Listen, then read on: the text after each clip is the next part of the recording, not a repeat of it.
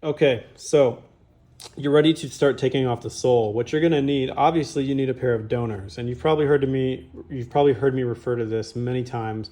But the donors is the pair of the shoes, the retail pair of shoes that you bought off the shelf or off of Goat or StockX or some third-party retailer, and you need the soles. You don't really need the upper. So this method is if you don't need to preserve the upper. Right here, I've just got a scrap pair of Air Jordan 1 lows that I'm okay with taking apart.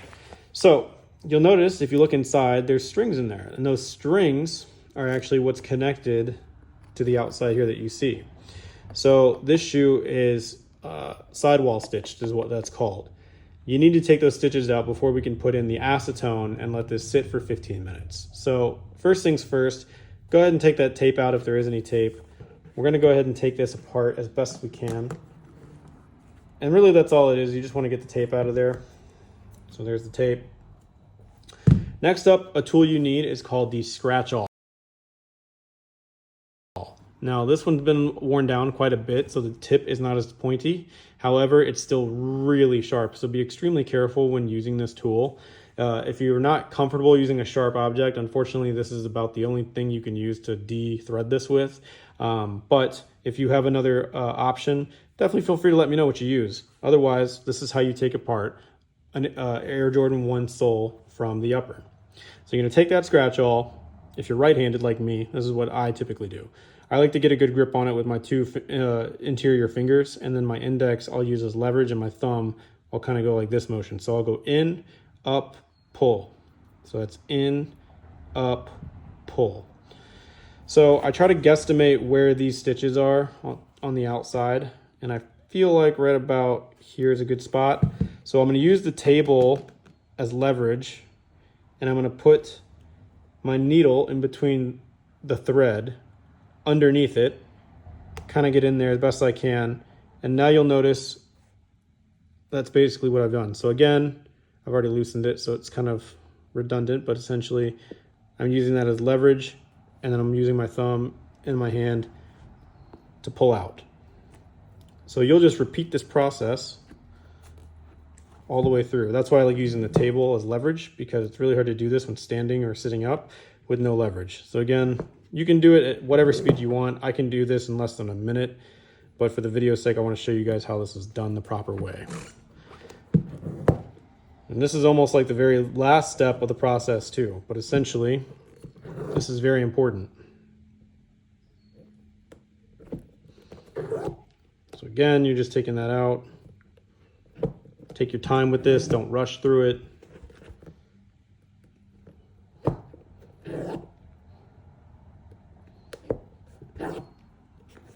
And you'll notice, you'll start to see some of the threads disappear.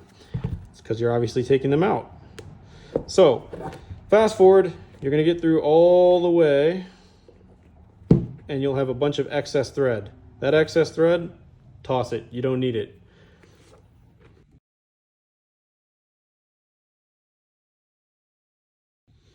Okay, so the next phase of this, once you've de-threaded your entire sole, in order to take it off, you have to somehow find a way to melt the chemicals or the glue, the adhesive that's used to keep the soles attached to the upper. Now, Nike and Adidas, no matter who you're doing it for, New Balance, Puma, whoever, they have a very good job of making sure their soles stay on. So you got to use something called acetone.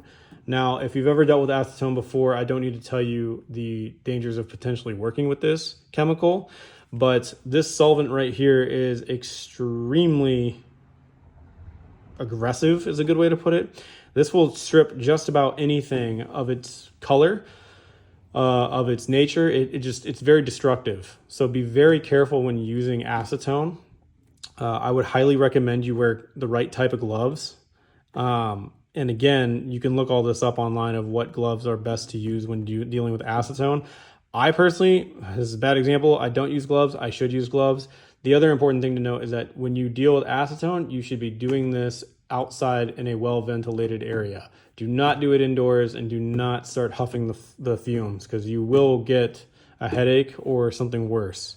And I'm not responsible for that. So please understand that this is your disclaimer to be very careful when using acetone. So I got this at Ace Hardware. It's just a local hardware store. They are a chain, so you guys should have no problem finding this. You can get it at Walmart, I think, too, if need be. Not super cheap. This thing's like 25 bucks, but it's a lot. And a lot goes a long way, or a little goes a long way. So you don't need to use a ton of this. I'm not going to show you this on camera because it's extremely difficult to show. But essentially, I'm just going to pour a little bit of this. And when I say a little bit, don't drench the shoe in it. Just do enough to where you're coating the inside of the shoe. I'll show you real quick what I'm talking about. This one obviously is the demo that we just showed you guys, but you want to coat this entire footbed and slosh it around when you get it in there, and then just let it sit. You don't need to add more, but I would say you should probably add, I would say a cup of acetone is a safe bet. I'm horrible with measurements because I always just do it based off of my eye, but I would recommend not overdoing it to the point that the entire upper is drenched in acetone. You don't want that to happen. It's going to get on the upper, but you have to be okay with that. It just doesn't need to be soaked in acetone. It is highly flammable, so don't do this near any open sparks or flames.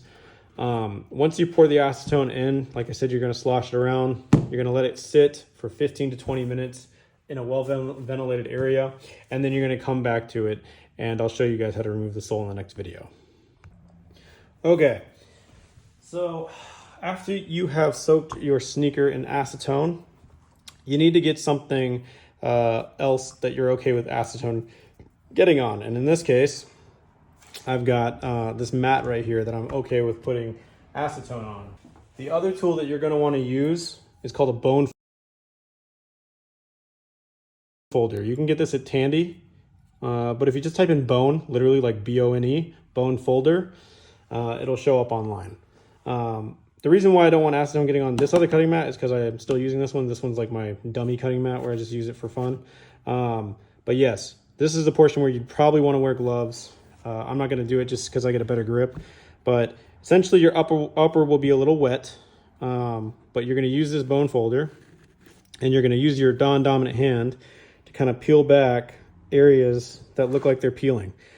And you're going to go in here with your bone folder and kind of separate these two. Probably be a good idea to tape that mat down. So what I'm doing is I'm just twisting and turning, twisting and turning. I'm going to keep going. And this is the part that you got to really take your time with, guys. Do not rush this portion.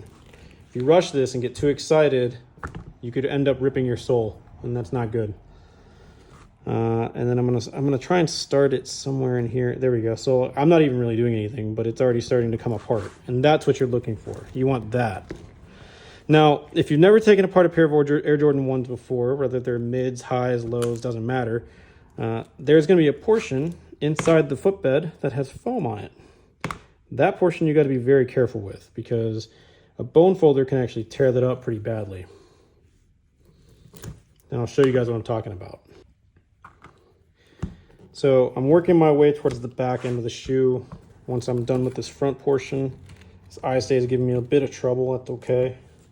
So what this looks like right here, that's actually adhesive. I don't know if you guys can even see it, but the little bubbles, that's like the adhesive. That's what you want to see. I'm going to use my my main hand to start ripping backwards. If you get it on you, it's okay. It's not going to stick onto you. And you're going to kind of get in here as best you can. Just going to use a little bit of elbow grease.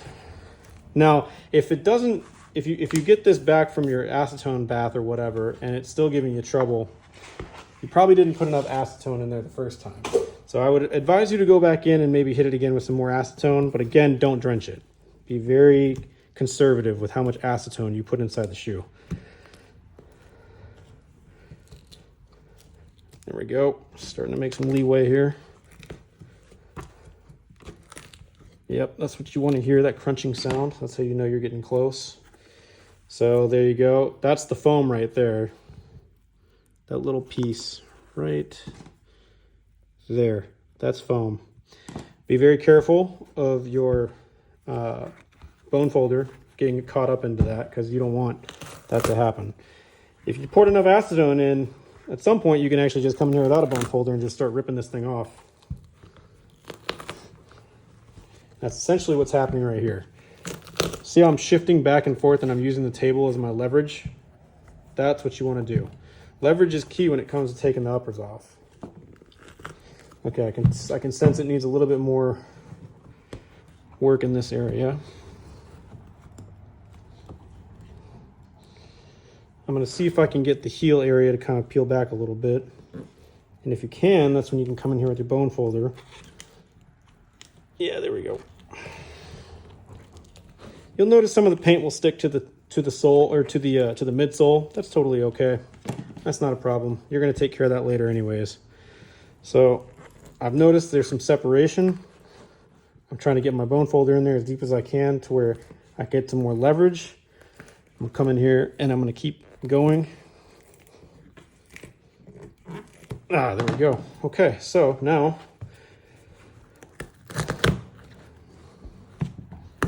there you go, just like that. So it depends on how much acetone you use. Clearly I didn't have enough in the heel area, which is why I was having some trouble back here. But in the forefoot, I was perfect. And the goal is to come away without the foam bed being punctured or ruptured or anything like that. Had a little bit of a mishap here. That's okay. That will actually come out later on, so it's not a big deal. You're going to set this aside for later use. And that's how you take off the sole of an Air Jordan 1.